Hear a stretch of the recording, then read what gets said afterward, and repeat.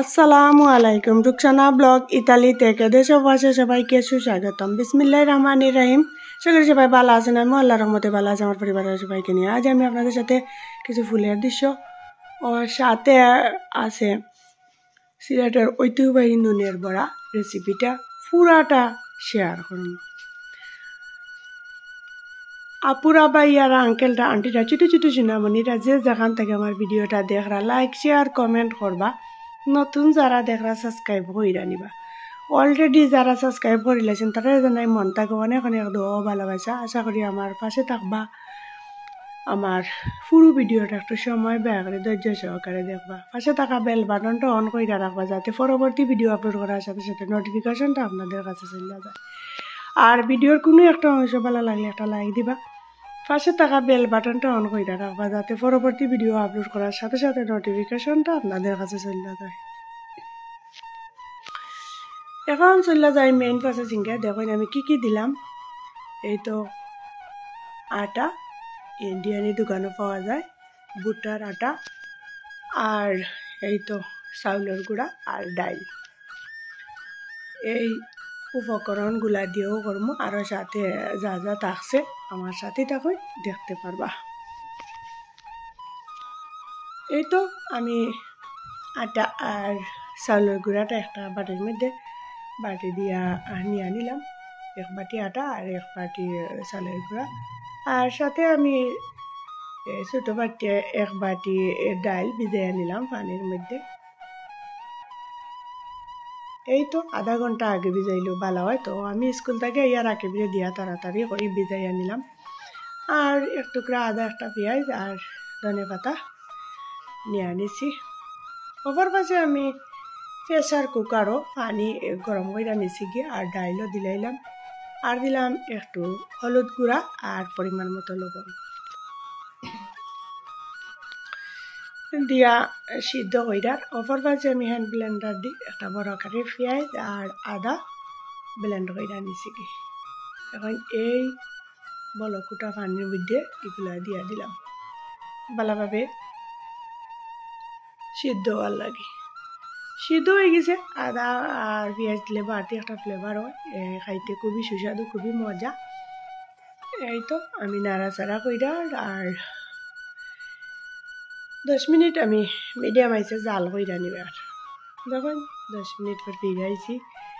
এই তো ঘনত্বটা বাড়ি গেছে, হয়ে গেছে। এখন আমি এই চালের গুঁড়া আর আটাগুলা দিয়া দিলাম, দিয়া আমি নাড়াচাড়া কইরার আর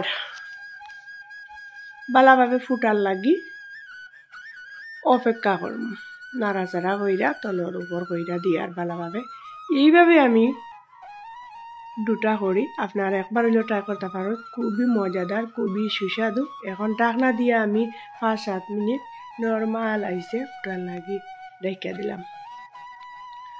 অপর পাশে আমি ধনে পাতাগুলারে কুচি কইরা নিছিলাম কি, এখন দিয়া দিলাইলাম।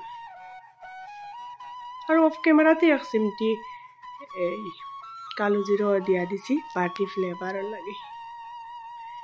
তখন 7 মিনিট পর ফিরে আইছি, হয়ে গেছে, ফুটে গেছে। এখন আমি একটা বড় প্লেটের মধ্যে ডাইলা নিছি। গরমটা একটু নর্মাল হওয়ার লাগে, আর হাত দিয়ে আমি দুটা কইরা নিয়ার। আর এক হাতেও ভিডিও কইরা এক হাতে দুটা বানাইয়াও নিছি কি অফ ক্যামেরাতে। এই দেখুন তো দুটা আমার কেমন সুন্দর হয়েছে।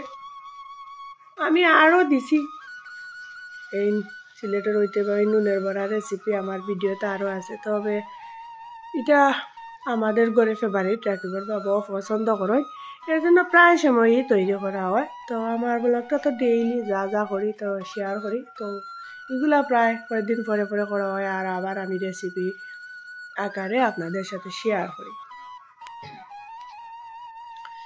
এই তো অফ ক্যামেরাতে খাইতেও নিছি কি বেলা নিছি। এখন একটা ফ্রাই প্যান বসাই দিছি, পরিমাণ মতো তেল দিছি, গরম হয়েছে। এক এক করে আমি পিঠাগুলা দিয়ার আর মাঝে মধ্যে আপনাদের সাথে শেয়ার কইরার।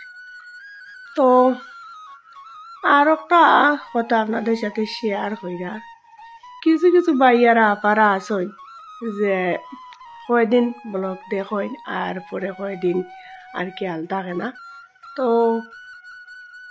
ইউটিউবের জগতে এত স্বার্থসিদ্ধ ভাবে চললে তো ভালো লাগে না। আমি আর কথা হইলো, আমি যারে দেখি একবারে সব সময় দেখতাম, সব সময় পাশে থাকতাম, সব সময় কমেন্ট করতাম, লাইক দিতাম, ভালোই লাগে। তো কিছু কিছু আপারা আছেন স্বার্থ হাসিল হয়ে গেলে এই সইরা যায়, এগুলা আবার ঠিক নাই।